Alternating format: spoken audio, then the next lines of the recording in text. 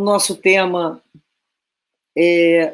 tem como capítulo do Evangelho bem-aventurados que são misericordiosos, conforme também a companheira Neuza aqui nos falou um pouco antes, mas nós vamos agora adentrar um pouco e falarmos sobre a indulgência, né? A misericórdia é o que tem de maior, é o amor de Deus, mas nesse momento nós vamos pensar e vamos refletir sobre a indulgência.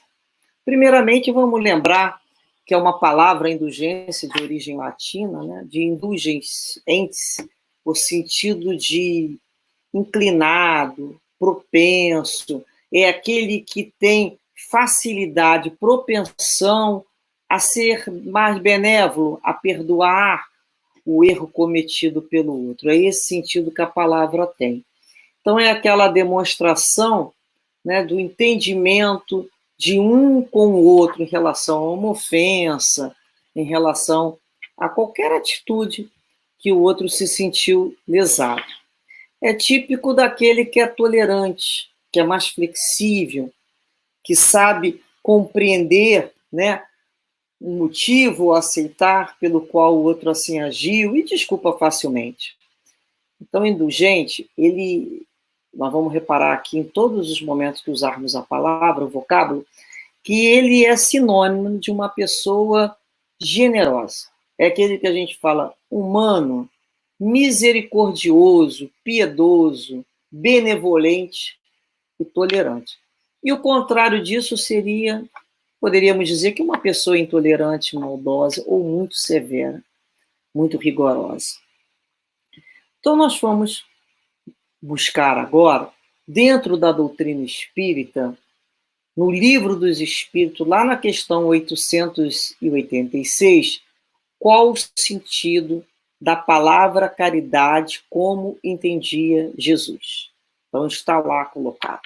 Benevolência para com todos, indulgência para imperfeições dos outros e perdão das ofensas. Nós, né, particularmente chamamos isso de BIP.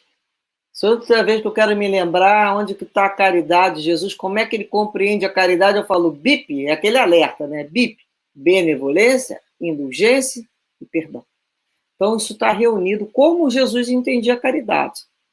Então, fora disso, não tinha entendimento de caridade. Então, toda vez que, às vezes, a pessoa só coloca a caridade sobre aquele aspecto material, né, de ajudar o outro, importante, sim, mas se ela não consegue perdoar o outro, se ela não consegue ser indulgente, tolerante com os equívocos que o outro comete, ser benevolente em termos de acolher o outro em seu coração, ela não está sendo caridosa, ela está fazendo o que a gente chama processo de caridade, está indo num processo de aprendizado. Então, nós vamos percebendo que a indulgência é uma virtude que caracteriza o verdadeiro cristão. É uma das virtudes. Então, nós temos lá inúmeras virtudes do cristão, mas nós temos a virtude de indulgência como bem colocado como entendimento de caridade. Uma das três que é colocado pelos espíritos superiores. E o que ela vai expressar? É uma postura complacente, né, de entendimento, de tolerância, aquele outro que comete uma falta, aquilo que nós achamos que é imperfeição, que não concordamos com o comportamento. E a gente às vezes se pergunta, por que eu preciso ser indulgente? Né? Por que eu tenho que ter esse comportamento de desenvolver essa indulgência? Bem, amigos, primeiramente nós temos que pensar assim. Antes de tudo, nós elegemos Jesus como nosso mestre. Não foi assim? Ele é o nosso mestre, ele é o modelo das virtudes. E a indulgência, ela representa o sentimento fraternal de irmãos, daquele que a gente precisa desenvolver para podermos compreender o nosso irmão, no sentido, não irmão sanguíneo, mas irmão com Cristo. Isso se nós queremos caminhar com Jesus. Então, para caminhar com Jesus, a gente tem que desenvolver esse tipo de de sentimento, esse tipo de comportamento. Então, Jesus, quando ele passa por nossas vidas, ele nos convida a caminhar com ele, não é? Mas ele não fica parado lá, do nosso lado, no momento que a gente está lá arriado, está lá chorando, ele não fica ali parado. Ele caminha e diz assim: segue-me. Como quem diz: eu sei das suas imperfeições, eu sei que você não é anjo. Mas vamos pensar assim: ele conhece as suas ovelhas pelo nome. Eu não me conheço, mas ele me conhece. Ele conhece a todos nós. Por que ele se aproximou da terra? Porque ele viu luz. Ele viu em nós a possibilidade de nos transformarmos, de sairmos daquela posição de chumbados no solo, de espíritos ainda muito viciados, com a questão dos seus instintos muito acirrados, com condições de modificar, de se transformar. Então, foi o que ele viu, se nós tivéssemos boa vontade. Então, ele é o mestre que aparece quando o aluno tem condições de aprender. Quando é que o mestre aparece? Quando o aluno tem condições de realizar o aprendizado. Então, não adianta aparecer mestre. Então, se ele apareceu, é porque nós, alunos, já tínhamos condições de entender a proposta que ele vinha nos trazer. A proposta anterior, qual era que nós vivíamos? Olho por olho, dente por dente. Amai os seus amigos, parentes e pessoas da sua mesma religião. Os outros são os outros. Então, você não tinha que ter um comportamento de compreensão. Então, Jesus vem dar uma outra proposta, porque ele viu que a gente já tinha essa condição. Então, ele veio nos resgatar, veio ao nosso encontro, nos resgatar de uma vida, que era uma vida já com muita dor. Né? Por que é uma vida muita dor? Porque nós vivíamos fora da lei de Deus. E nós vamos sofrer toda vez que estivermos fora da lei de Deus, porque a lei de Deus é a única verdadeira para a felicidade do homem, que indica o que ele deve fazer ou não fazer. Essa é uma informação trazida pelos espíritos superiores a Kardec, está no Livro dos Espíritos, na questão 614. Por isso nós sofremos, porque ainda vivemos fora dessa lei. Nossa vida não é pautada corretamente dentro da lei do Pai. Então, Jesus nos veio resgatar e nos ofereceu a libertação daquele jugo de terror que nós vivíamos. Mas essa libertação, ela só ocorre quando conhecemos a verdade. Conhecereis a verdade vos libertará. Então, quem liberta não é o conhecimento, é a verdade. E como é que nós vamos poder conhecer essa verdade? É aquele momento que a gente para de chorar, de se lastimar, levanta, né, sacode a poeira, sai das trevas e passa a segui-lo. É fácil? Esse movimento inicial, não. Porque nós vamos ter uma luta muito grande, né, da própria inércia. Nós vamos ter que lutar com aquele homem velho, com aquela preguiça nativa que existe dentro da gente, do que a gente chama local de conforto. Nós vamos ter que revirar. E isso dói. Tudo que é nascer, né, um novo homem, a gente vai lembrar. Nascer lembra de quê? Lembra de parto. É fácil o parto? Não. Então nós vamos nascer só quando nós reencarnarmos? Não, nós nascemos todo dia. Nós nascemos toda hora e todo minuto que nos propomos a ser melhor. Então nasce dentro de nós aquela boa vontade, aquele desejo de ser melhor. Esse nascer dói, sim. É natural. O início desse nascer, desabrochar, é natural. Então, quando Jesus nos convida a caminhar com ele, a gente pergunta assim, e qual é o caminho de Jesus? Nós vamos falar que vamos caminhar com Cristo. Mas a gente já parou para pensar, qual é o caminho? É o caminho do tapete vermelho? É o caminho de caminhar no meio das flores, sorridente como borboletas? Nós sabemos que não foi esse caminho. O caminho de Jesus é o caminho da renúncia. Renúncia a si mesmo. e de viver para fazer a vontade do Pai. Então, Jesus veio à Terra, veio até nós, ensinar a amar a Deus, amar ao outro e nos amarmos. Não tem como amarmos a Deus desobedecendo-lhe a lei. A gente vai aprender a obedecer a lei de Deus quando a gente fala como é que eu amo ao Pai e não obedeço a lei. Que filho sou eu? Que amor é esse? Um amor. Amor, quando a gente ama, a gente compreende que aquele outro nos quer o bem. Quando a gente ama o nosso pai, nossa mãe, e ele fala para a gente fazer, ele fala, é para o meu bem, eu sei que é para o meu bem, eu posso não estar entendendo agora para que é. Então, o amor a Deus a gente vai desenvolvendo dessa maneira. Então, ele vai nos ensinando, Jesus, a amar esse Pai e a vivermos como irmãos, porque nós não somos desconhecidos. Nós não somos espíritos desconhecidos. Nós somos filhos do mesmo Pai. Então, aos poucos, nós vamos compreendendo essa nova proposta diante daquela geração e daquele momento, quando Jesus fala, bem-aventurados que são misericordiosos. Então, ele criou uma proposta. E ele afirma que isso é uma lei. É a lei da misericórdia.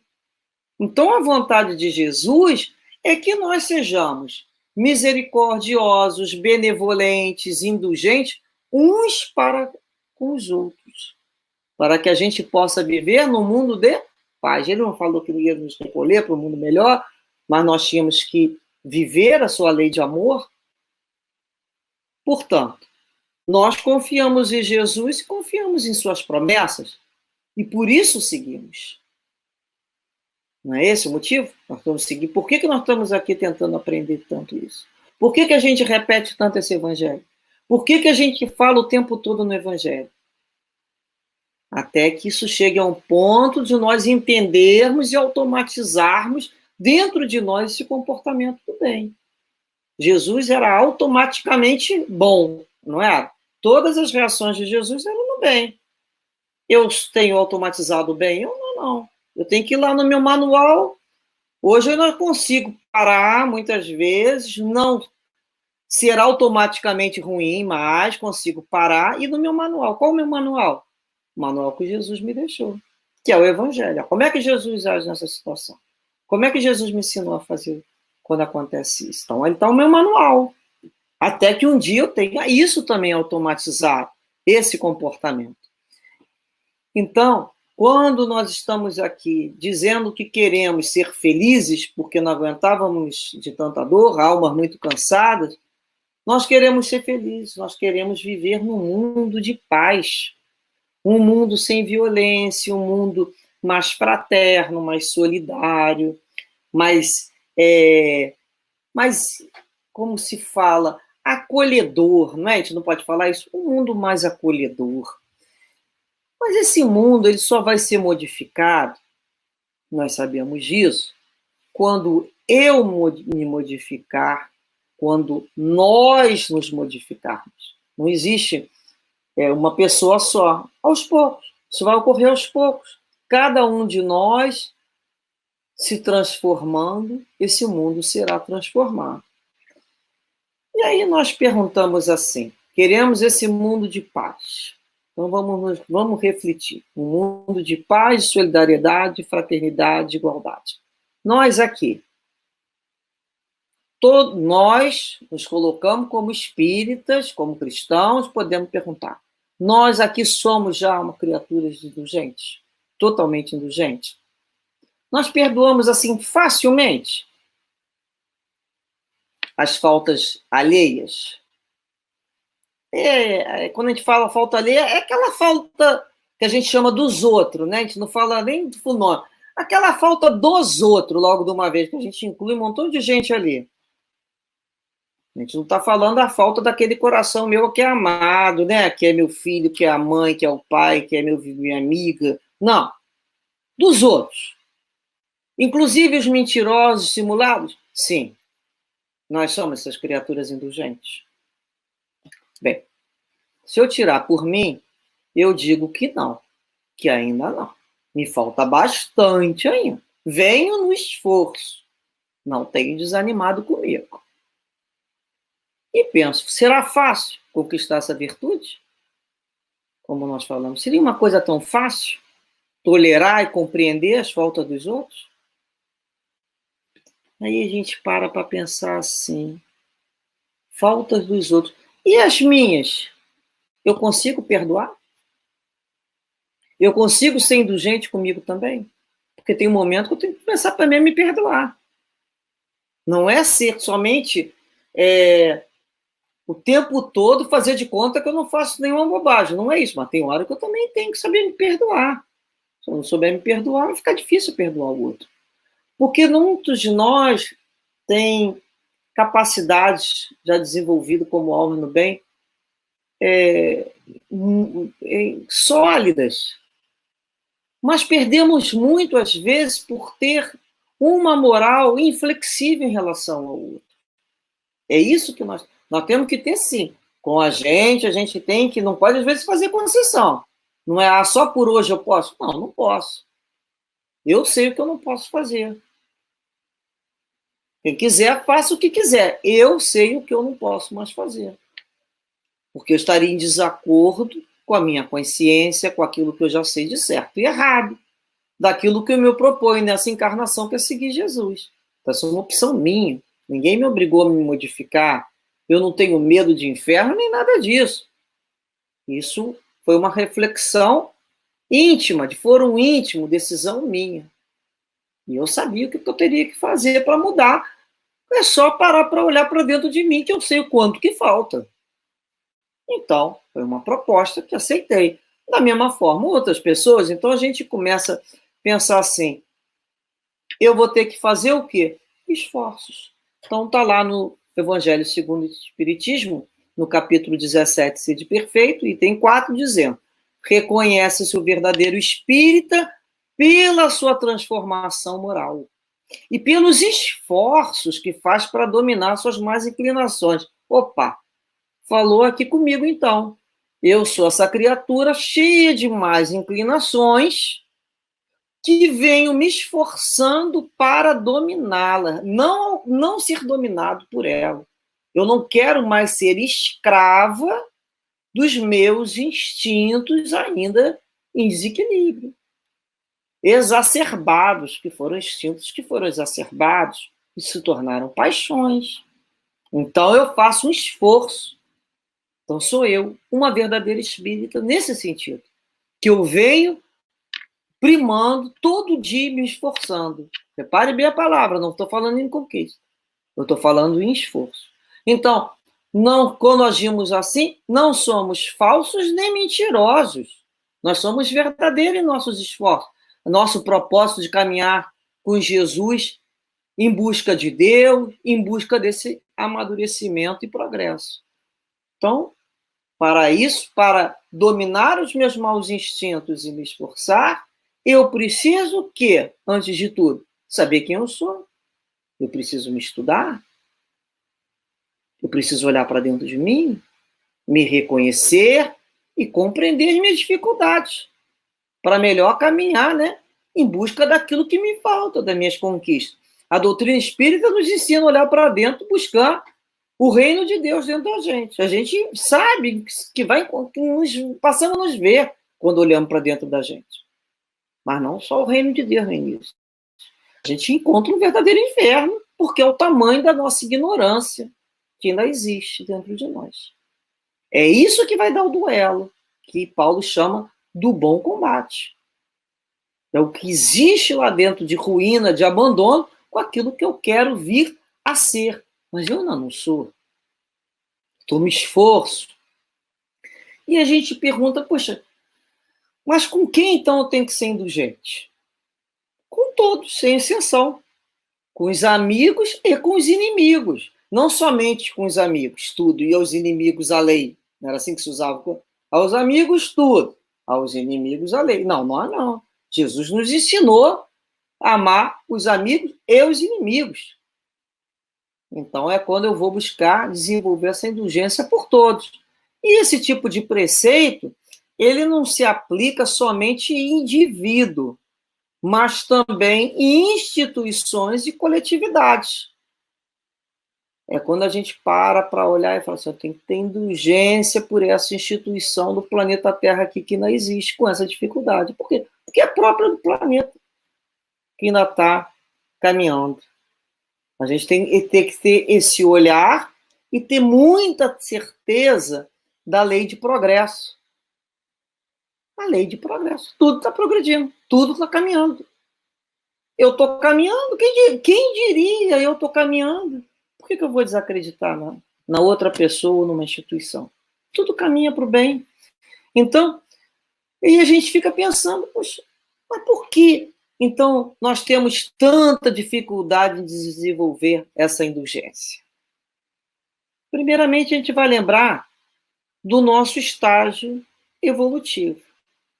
Nós somos espíritos imperfeitos, ainda trazemos comportamentos sedimentados durante inúmeras reencarnações de paixões na área do orgulho, da vaidade, do egoísmo.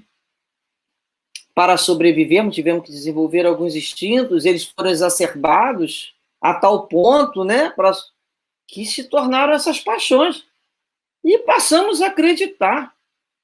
Né? A gente não fez só o tipo para assustar o outro animal, a gente passou a acreditar que nós somos melhores que o outro. Olha o problema. Esse foi o problema. E com tanto orgulho é difícil a nós olharmos o outro, o que ele tem de bom ou de bem, porque o lado bom dele e melhor pode me ofuscar. Então, o que a gente vai fazer? A gente tem medo daquilo sobressair, o lado bom dele. Então, a gente pega o lado ruim dele e bota ali uma lente de aumento. Foi assim que a gente passou a se comportar. Porque foi um comportamento que foi sendo automatizado. Ter e se desenvolver essa personalidade aí grandiosa. Começou a se olhar numa proporção muito grande de tudo aquilo que pudesse me ofuscar. O que nós passamos a fazer? A gente abafa o outro. Porque, na realidade, as relações são relações competitivas, onde um rebaixa o outro para se exaltar. Por quê? Por insegurança, por processo de afirmação, medo, hábitos seculares, reencarnatórios. Então, considerar-se sempre melhor e superior ao outro. Então, são aquelas quando começa a achar que só a gente está certo, só a gente que sabe. Não é isso? E, geralmente, quem começa a se achar muito melhor do que o outro, infelizmente, sabemos que está a caminho da autoobsessão. Está desatinado, porque não é alguém que está no juízo perfeito. Porque ninguém é mais do que o seu semelhante. Então, esse processo é um hábito. É interessante.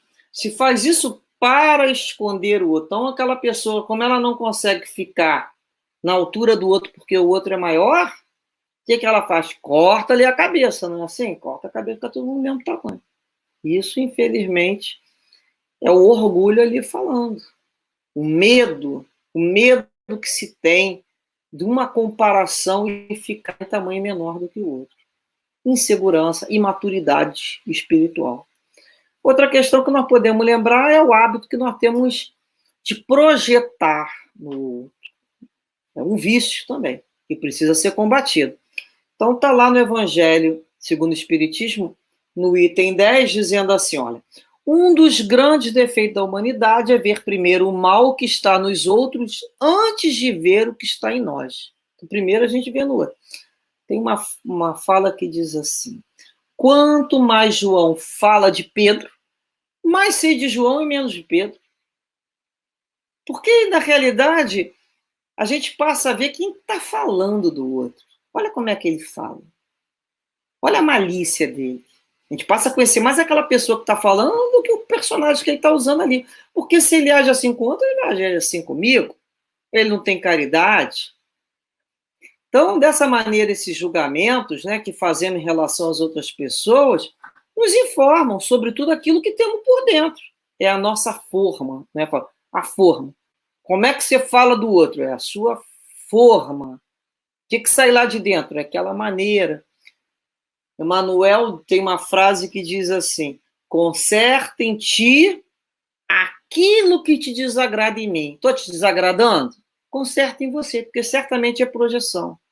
Por isso que está incomodando, está dentro de você. Então, conserta em ti. Então, a gente tem que reparar como nós estamos vendo o mundo. Tem uma pequena história, né, de uma família que se mudou para uma outra cidade, porque a empresa transferiu a sede. Então, começou muita gente ter que morar naquela cidade. Então, passaram lá no posto de gasolina e conversaram lá com o frentista. Eu estou me mudando aqui para essa cidade, eu venho da cidade X, e eu gostaria de saber como é que é essa cidade aqui. Aí o frentista falou assim para o moço: como é que é a cidade que o senhor morava antes? Ele falou: minha cidade, uma cidade ruim, as pessoas muito fofoqueiras, as pessoas muito maldosas, eu não gostava dos meus vizinhos, não, ainda bem que eu estou saindo de lá. É um lugar feio, é um lugar que o clima está sempre ruim. Aí o frentista falou para ele: pois é, meu amigo, aqui vai ser a mesma coisa. Aí foi embora. Daqui a pouco chega outro, né, empregado que foi transferido também, faz a mesma pergunta para o frentista: como é que é a sua cidade? Aí ele perguntou: como é que era a sua, da onde o senhor veio? Ele falou: eu estou sentindo até tristeza, porque era uma cidade muito boa, nós éramos muito amigos, eu tinha vizinhos muito bons, muito prestativos, uma paisagem belíssima, um clima muito bom. Fui sempre muito feliz naquela cidade. Aí o frentista sábio falou para ele: pois fique tranquilo que aqui o senhor vai encontrar a mesma coisa. Então, assim, nós vamos reparando que o quanto, né, que somos nós que falamos do mundo, na realidade, na medida que falamos de nós mesmos, das nossas dificuldades, do nosso clima interior. Na medida que olhamos para as outras pessoas, estamos falando da gente.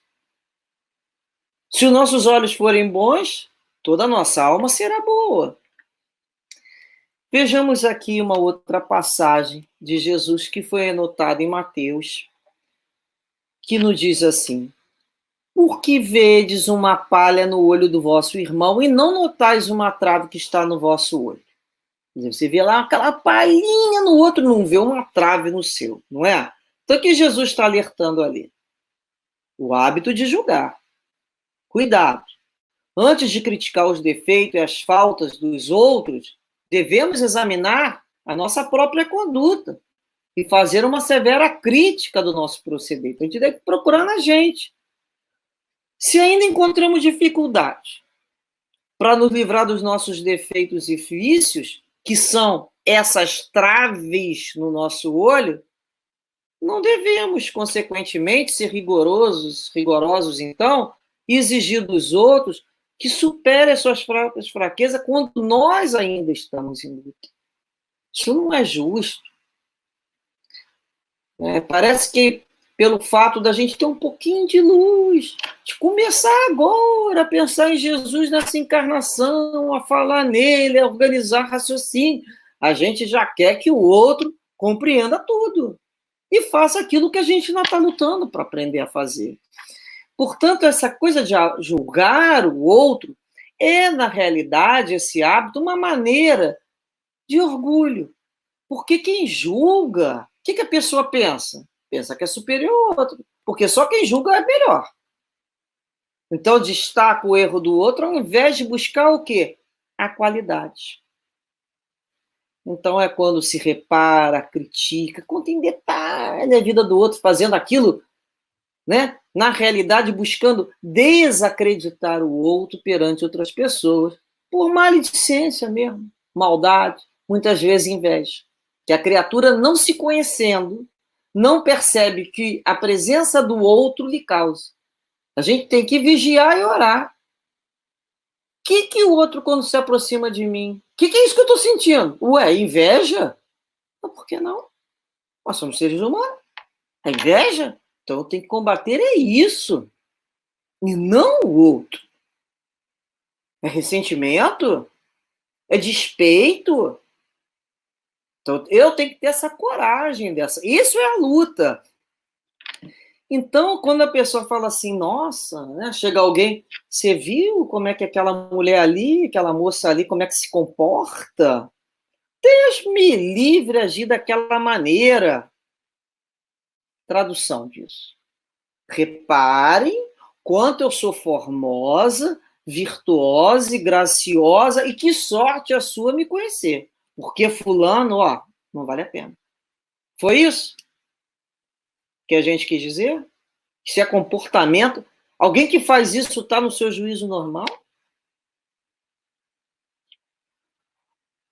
Muitas vezes, né, a gente fala isso com famílias alheias, porque é que a gente acredita que nunca passaremos nas nossas casas por problemas que os outros estão passando. E vamos passar e até idêntico. É aquele famoso, né? Cuspiu para o alto, vai cair na própria testa. Então eu falo, minha casa isso nunca vai acontecer. É por isso que a gente tem essas famílias que eu falo maravilhosas, né? Umas famílias perfeitas que na realidade se equivocam, né? Muito.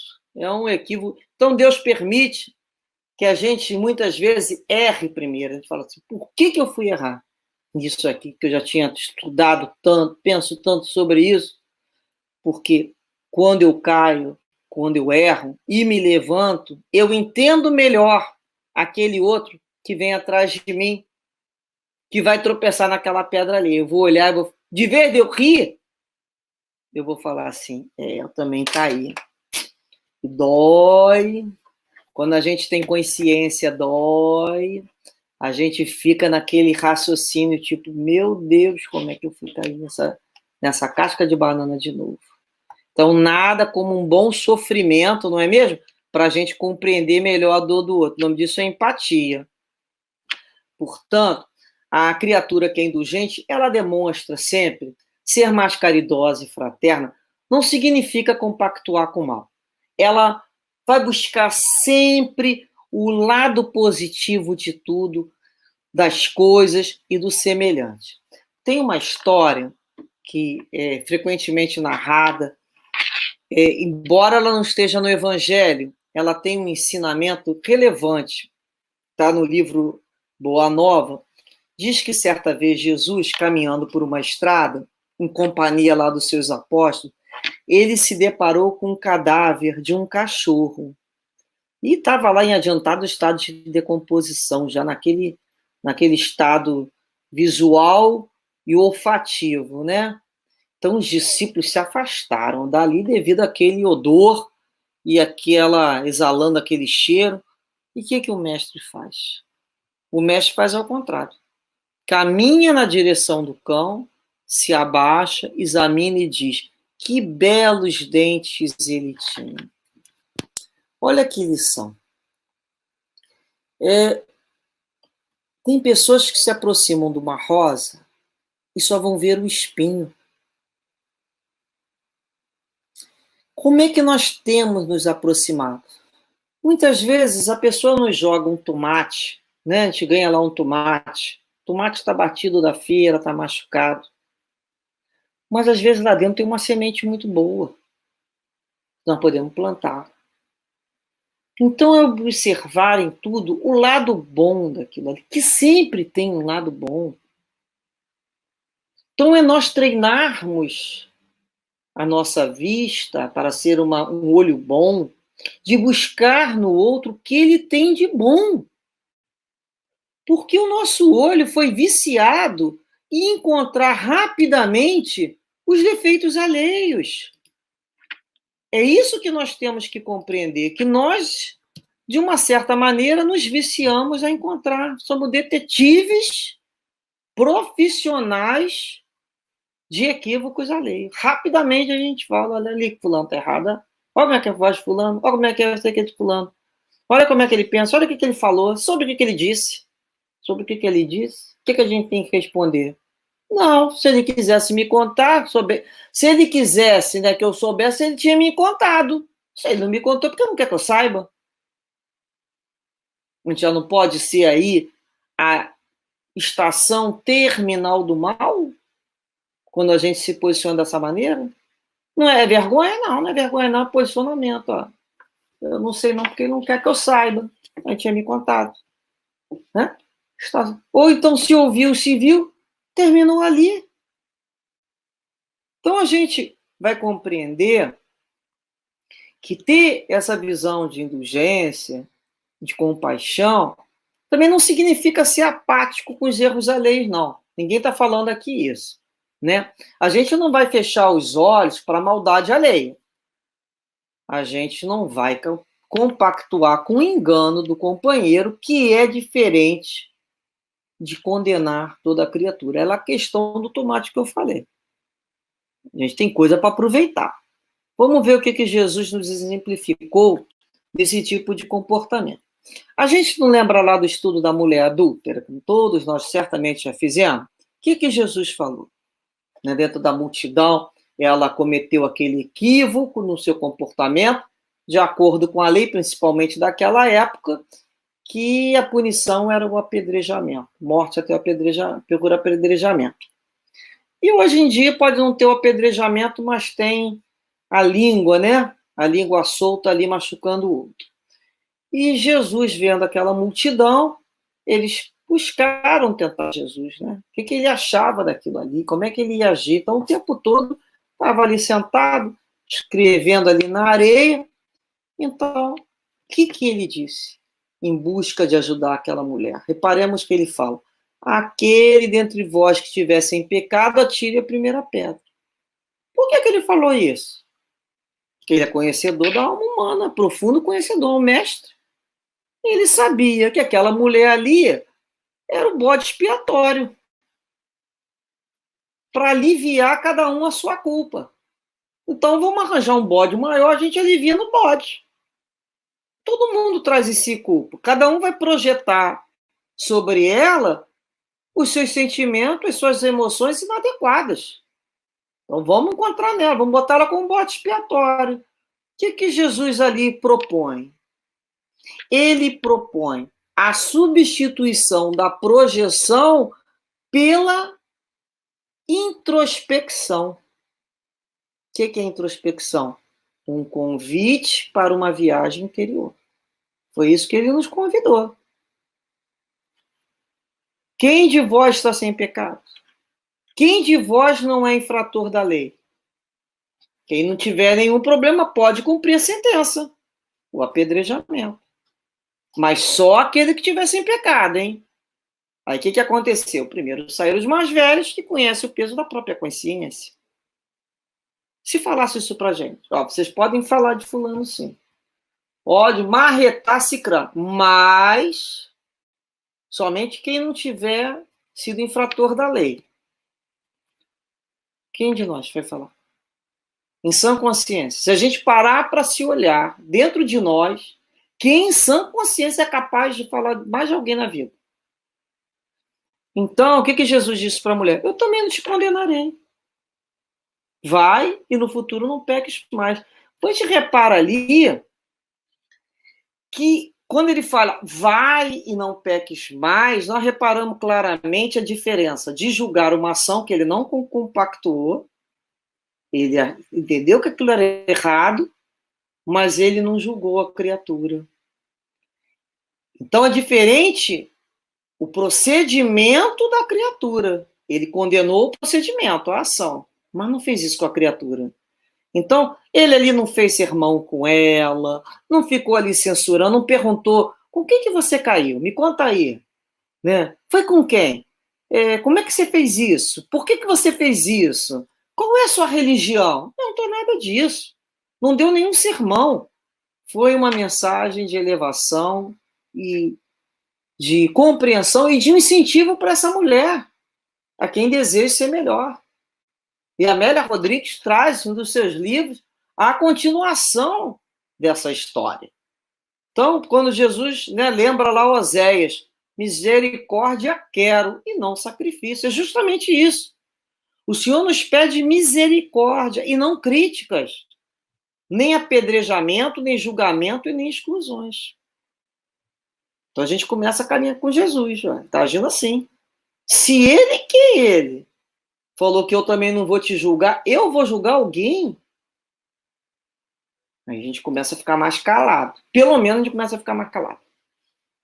Fica mais calado, já não expressa, até que um dia nem pensar, quando o pensamento vier, a gente pensa assim, peraí, eu não tenho condições de fazer esses julgamentos. Por que o julgamento só cabe a Deus? Porque só Ele ama a criatura de uma forma total. Ele conhece o seu filho, eu ainda não conheço. Eu conheço ali um pedaço daquela criatura. Eu não conheço a história daquele espírito. Eu estou vendo ele nessa encarnação naquele momento, X hora ou X anos. Eu não conheço. Então tem que tomar muito cuidado. Chico Xavier é anotado no livro Evangelho de Chico. Tem um pequeno texto que ele fala assim, olha, se fulano matou, se feriu, se roubou, louvado seja Deus, que Deus abençoe, que tenha força para carregar as dificuldades que criou para si mesmo, porque aquela pessoa vai se encontrar com a lei. Ou seja, apesar de fazer aquilo tudo, Chico diz, louvado seja Deus e que Deus abençoe. Olha que diferença. Então não passa mais a julgar a pessoa, pede pela pessoa. Quando a gente começa a pedir pelo outro, a gente roga a Deus pelo outro. Olha como é que já é um comportamento completamente diferente, um comportamento que a gente pode falar de humanidade, de benevolência. Então, mais uma vez, vamos pensar aqui no estudo. Por que devemos ser indulgentes? Vamos lembrar que Jesus nos adverte que não podemos tirar o argueiro dos olhos dos nossos irmãos sem termos em nossos olhos a trave que nos cega, se temos, né, a trave que nos cega, dificultando a gente caminhar. Então a gente tem que olhar isso. Então vamos ver por que nós devemos. Eu já vou começar a olhar a minha trave. Porque geralmente a gente se habitua a ver o lado mal das pessoas, das coisas, esquecendo que nós somos portadores dessa trave, dessas imperfeições que precisamos tirar. Então, por que eu preciso ser indulgente? Primeiramente, a gente pode lembrar porque nós somos cristãos. Nós temos que ter uma atitude cristã própria daquele que se levantou para seguir Jesus. Em primeiro lugar, eu posso não conseguir ainda ser indulgente, talvez em meu nome, mas eu já tenho que começar a fazer esforço de ser indulgente em nome de Jesus. Como é que a gente já começou a caminhar? Do que a gente foi para o que a gente está. Segundo, porque nós precisamos igualmente dessa indulgência. Nós já não sabemos que nós não somos perfeitos? O outro é o espelho do qual eu me vejo? Então, a indulgência de Deus vai se utilizar conosco, é justamente o efeito reversivo da indulgência que usamos com os outros. É na mesma medida. Então, quando eu falo, Pai, me perdoa, assim como eu perdoo as ofensas daquele que nos tem ofendido, eu afirmo isso na oração dominical. Então, eu tenho que começar a compreender. Está sendo na mesma proporção? Eu quero na minha proporção? Então, nós já percebemos por que nós precisamos, porque nós somos espíritos imperfeitos, somos muito parecidos uns com os outros em nossos defeitos, em nossas dificuldades, não é assim?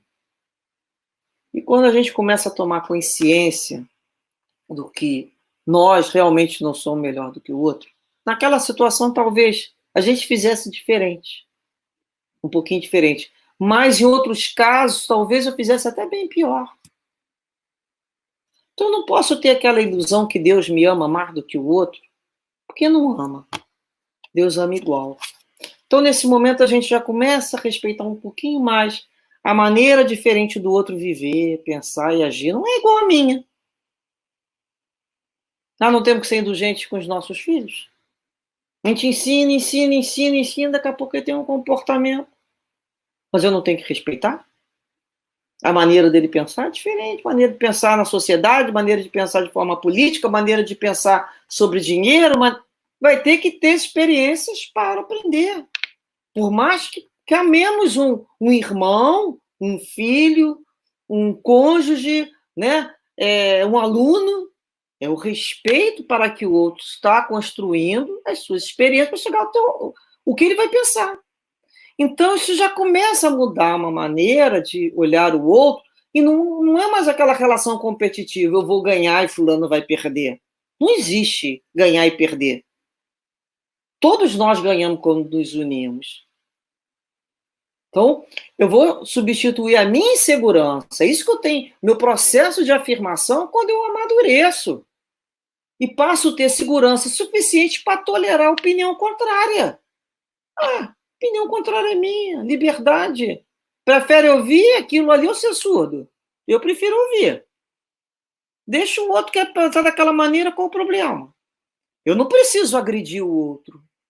E nem me manifestar de uma forma agressiva contra tudo, contra todo, para provar que eu sou o quê? Mais inteligente? De maneira nenhuma.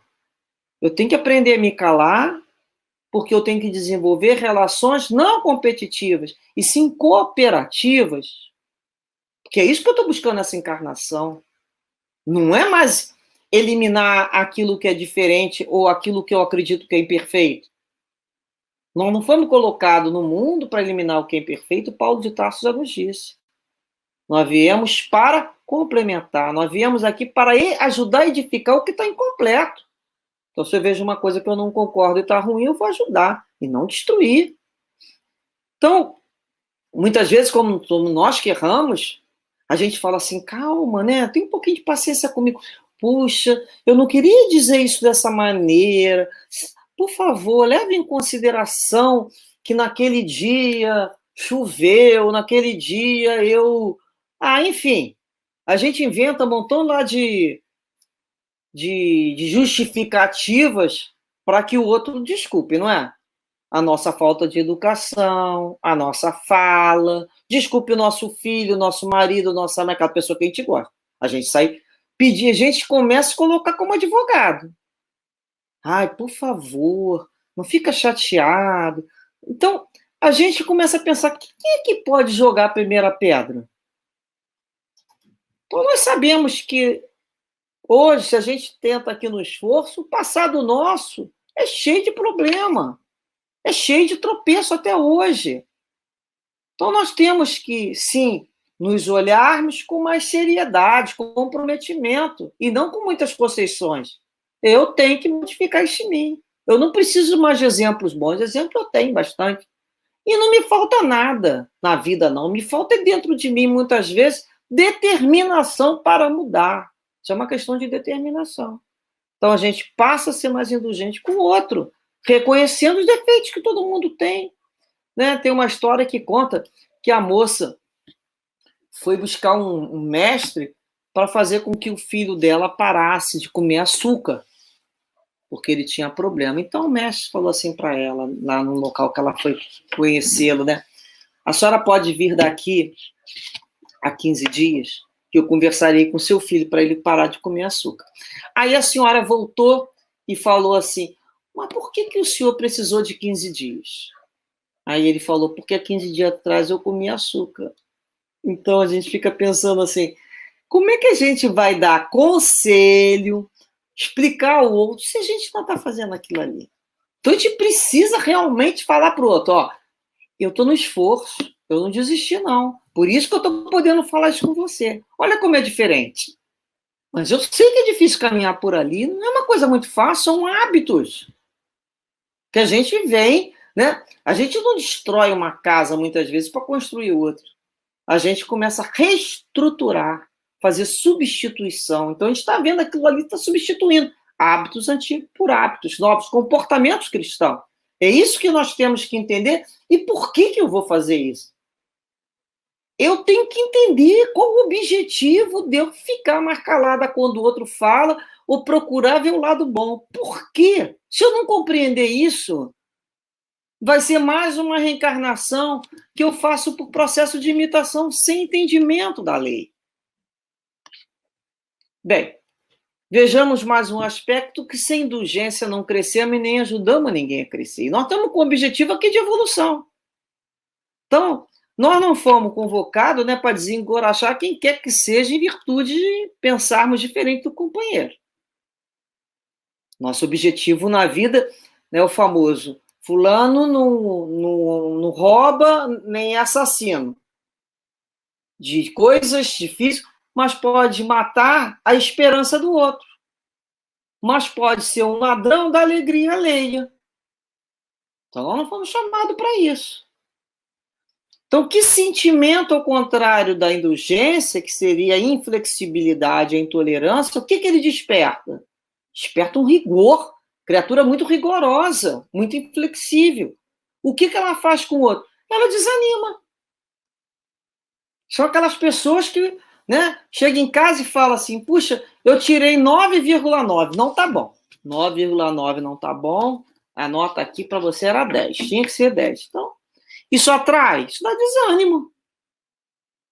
Uma pessoa muito inflexível, por mais que ela seja uma pessoa que busque se pautar numa vida moral elevada, a moral inflexível em relação ao outro cria no outro um afastamento. Irrita as pessoas. Quem é que consegue conviver bem com aquela criatura que só sabe observar o que todo mundo tem de pior? O tempo todo a criatura chega perto de você e fala assim, olha, preciso te falar uma verdade. Eu já começo a ter calafrio e taquicardia, e a minha vontade é falar assim, olha só, eu sei. Pode falar, mas fala devagarinho, não é só o que... O problema não é falar. O amigo fala, mas é como você vai falar. E outra coisa, tens autoridade moral para essa fala? Ou então pegou essa fala e envolveu com a vibração de muito amor? Porque senão o outro vai sentir. Vai sentir lá aquela espetada no defeito que ele possui, não é? Então, o nosso dever é começar a aprender a conviver com o outro, buscando nos vigiarmos nas nossas conversações, ampliando, né, os nossos recursos, possibilidade de entendimento, de audição, de aprender a ouvir. Uma audição mais indulgente, pensando dentro de nós, independente do que possamos ouvir, o perdão para os nossos erros e o erro do companheiro que está errando. Por que aquela história? Fiquei chocado com o que fulano falou. Por que a gente vai ficar chocado? Eu costumo brincar, não é ovo para ficar chocado. Por que tem que ficar chocado com tudo e com todo mundo? Que história é essa? Aonde foi que nós não entendemos que nós somos seres humanos? Qual foi a parte que a gente não entendeu isso ainda? Ser humano. Está no caminho, está fazendo aquilo ali, mas eu faço aquele outro lá, que também ninguém sabe o que eu faço, é errado. Então a gente começa a entender que não sou eu que vou julgar. Me cabe edificar o outro, sim, mas eu tenho que saber fazer isso. E não destruir o outro, que é completamente diferente. Então eu tenho que sentir dentro de mim qual é o meu motivo, qual é o meu objetivo quando eu vou lá falar com o outro. Eu sei falar? Eu, por exemplo, né, a gente tem que ter essa consciência. Muitas situações que eu vivo, eu peço para alguém falar no meu lugar. Por quê? Porque eu não tenho uma voz apropriada. Primeiro que ela não... Então a gente sabe quando não tem, a gente pede, de repente fulano não vai entender. Fala você que já tem uma outra fala. Muitas vezes nós não temos perfil mesmo. Eu me sinto, às vezes, sem perfil para algumas falas. Então é melhor calar. Não é porque tem que aprender a falar. Tem que diminuir para poder conversar.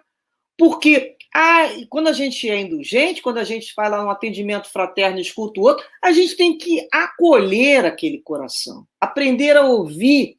E dentro da cabeça da gente, sem julgamento. Quem julga é Deus. Eu posso ajudar o outro a entender aquela situação dentro da doutrina espírita. Como que Jesus nos ensinou? O que que a espiritualidade nos faz? Ou vamos buscar, eu não sei nem mais isso. Então vamos orar junto para encontrar uma solução. Isso eu posso fazer. Agora, certo e errado, isso é problema da consciência de cada um e de acordo com as leis de Deus. Então, quando a gente tem um sentimento de indulgência, a gente vai buscar, atrai aquele companheiro e acalma ele. O coração dele e a mente dele já está tumultuado demais, às vezes com sentimento, né, de arrependimento, de consciência culpada. E eu ainda vou fazer o que mais lá? Vou jogar mais lenha naquela fogueira? Esse é meu papel como cristã? Não pode ser. Eu tenho que usar a palavra naquele momento de angústia do outro, que a minha palavra seja um bálsamo naquela ferida. Eu tenho que conseguir ali pacificar o outro com a sua consciência. Se a gente se sente que o outro tem que merecedor da solidariedade do outro, eu também preciso saber elevar o outro. É uma vida, funciona assim. Um ajudando o outro e todos somos ajudados. E vamos reparar aí um outro objetivo da indulgência, quando a gente conquista um amigo, um laço de simpatia, não é? Quando a gente demonstra o amor a Deus, quando a gente obedece essa lei de amor, amar ao próximo. É interessante, porque às vezes algumas pessoas não valorizam o laço de simpatia.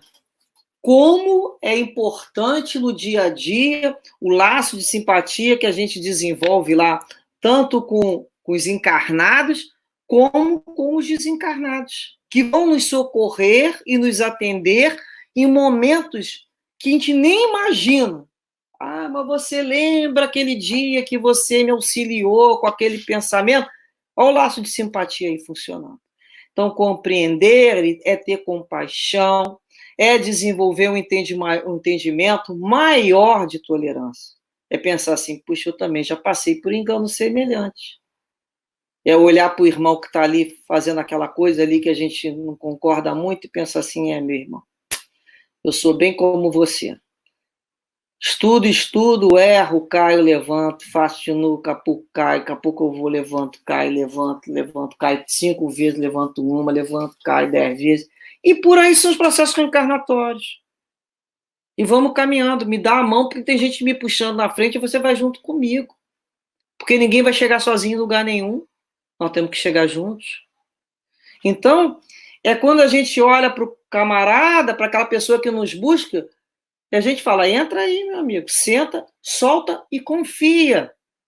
Abre teu coração. Ele tem que sentir o nosso coração como um coração de acolhimento. E não aquele ali que está com um caderninho na mão, deixa eu anotar aqui teu problema. Teve desvio tal. Passe guarda de trânsito olhando o carro. Né? Fiscal lá de documento. Não é isso. Então, quando a gente começa a conquistar o coração do outro, o que a gente conquista nesse momento? O pensamento, a mente do outro. A mente se propõe a refletir junto com a nossa. Se ele não conquistar o coração, a mente não vai vir junto. Então, Jesus nos disse, lá no Mateus capítulo 13, ele diz assim, se o vosso irmão pecou contra vós, ide e falei-lhe sobre a falta em particular entre vós. Olha que interessante. Entre vós e ele.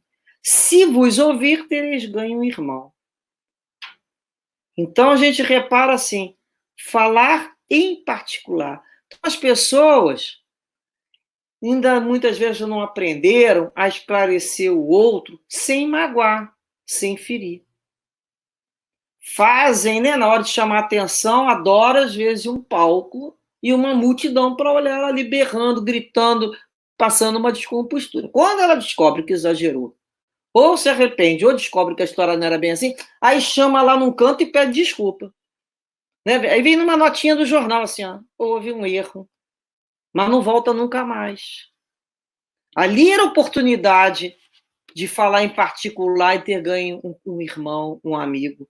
Então, busquemos falar sempre com os companheiros seja na família, nas casas espíritas, na rua, em particular, a sua dificuldade, se for preciso, se for do nosso cargo falar com ele, porque a nossa vida é a nossa obrigação mesmo. Temos que falar com o outro, senão ele vai continuar naquilo ali.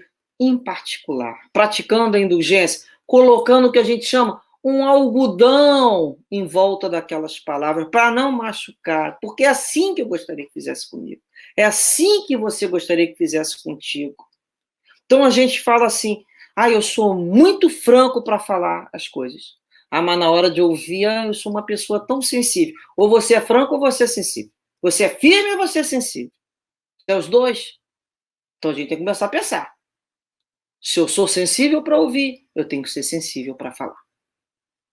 Então a gente começa a buscar a silenciar ante algumas situações que nós fomos chamados para testemunhar, mas nós não temos certeza como é que nós iremos nos apresentar logo ali, depois na próxima esquina. Não é? E muitas vezes a gente não tem que só recriminar o outro, não. A gente tem que ir lá e levar uma solução. Olha, meu amigo, estou pensando nisso aqui, resolvendo essa dificuldade, eu tenho uma solução. Mostra a solução. Porque falar a vida do outro está errada é fácil. Mostra lá uma solução. Às vezes você tem uma solução melhor, talvez ele não tenha aprendido. Então, nós vamos ao final desse estudo lembrar aqui de Paulo na carta de Tessalonienses, quando ele diz assim: examinai tudo, retende o bem. É aprender a examinar com imparcialidade, guardar para si o que for bom, o que for para acrescentar. Então a gente vai aprendendo a separar.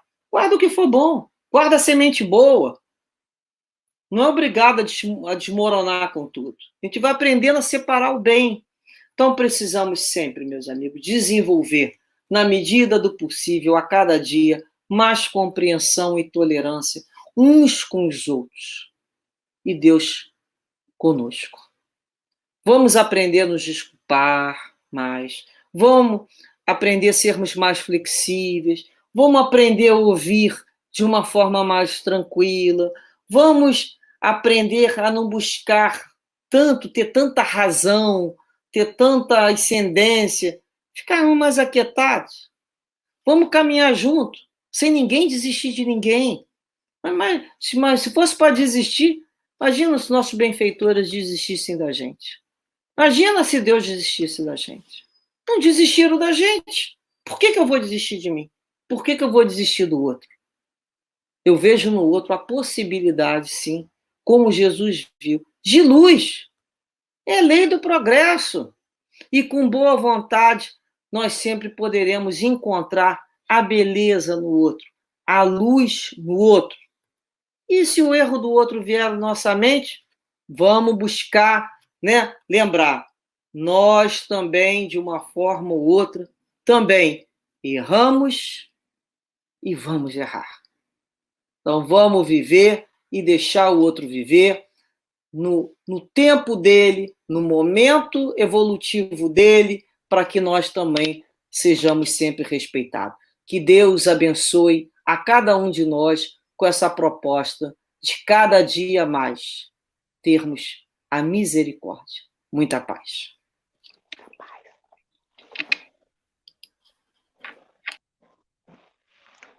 Muita paz, Maristela. Então, é chegado agora o momento de agradecimentos, né? Gratidão a Deus, porque nós estamos sentindo materializado o cuidado dele para conosco. Agradecer ao nosso Senhor Jesus Cristo, que pôde trazer notícias tão óbvias, né? Tão atuais. Foi há mais de 2000 anos, mas ele fala para a gente aqui e agora, exatamente nesse momento. Agradecer a você, Maristela, pela sua solicitude, desde o momento em que nós lhe convidamos, pela sua vontade de partilhar conosco desse momento, desse festim que nós estamos vivenciando, né? São 74 anos. Realizando essa tarefa, nós estamos também reverenciando e honrando aqueles que nos antecederam naquela casa. Muito obrigada a cada um deles. E nesse instante, eu vou agradecer também a cada um que aqui se faz presente, e vou pedir que façamos a prece, cada um de onde está, a oração universal, o Pai Nosso. E nesse momento a gente possa se colocar ao máximo para que a espiritualidade encontre material em cada um de nós e eles possam atuar como eles estão atuando nesse momento que nós estamos atravessando. Então, gratidão, alegria por esse compartilhamento e roguemos a Deus, Pai nosso que estais nos céus, santificado seja vosso nome. Venha a nós o vosso reino, que seja feita a vossa vontade, assim na terra como no céu. O pão nosso de cada dia, Senhor, dá-nos hoje. Perdoai as nossas ofensas, assim como nós perdoamos os que nos têm ofendido. Não nos deixe cairmos em tentações, mas livrai-nos, ó Pai, de todos os males, agora e todo sempre. Que assim seja.